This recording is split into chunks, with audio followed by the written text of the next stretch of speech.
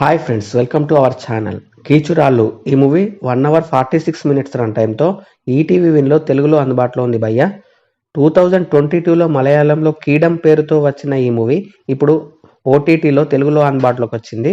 రజిషా విజయన్ గారు ప్రధాన పాత్రలో నటించిన ఈ సైబర్ థ్రిల్లర్ మూవీ ఎలా ఉంది అనేది తెలుసుకోబోయే ముందు మన ఛానల్ని సబ్స్క్రైబ్ చేసి కొంచెం సపోర్ట్ ఇవ్వండి భయ్య. నచ్చితే లైక్ చేయండి. ఇక మూవీ ప్లాట్ ఏంటంటే, రాధిక ఒక సైబర్ సెక్యూరిటీ ఎక్స్పర్ట్. ఆమె ఒక సొంత కంపెనీ స్టార్ట్ చేస్తుంది. ఇది ఇలా ఉండగా ఆమెను కొందరు పదే పదే ఫోన్ చేసి హరాస్మెంట్కు గురి చేస్తూ ఉంటారు.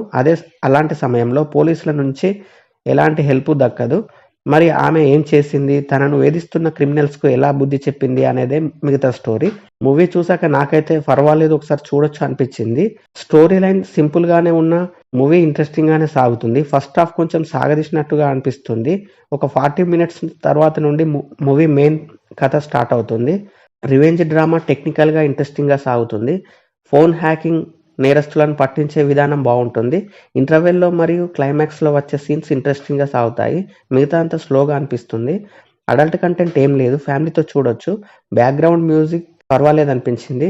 ఇలాంటి మూవీస్ చాలానే చూసాం కాబట్టి పెద్దగా వావ్ అనిపించేంతగా లేకున్నా పర్వాలేదు, ఒకసారి చూడొచ్చు అనిపించింది భయ్య. మీరు కూడా చూసేయండి, ఎలా ఉందో కమెంట్ చేయండి. Thank you for watching.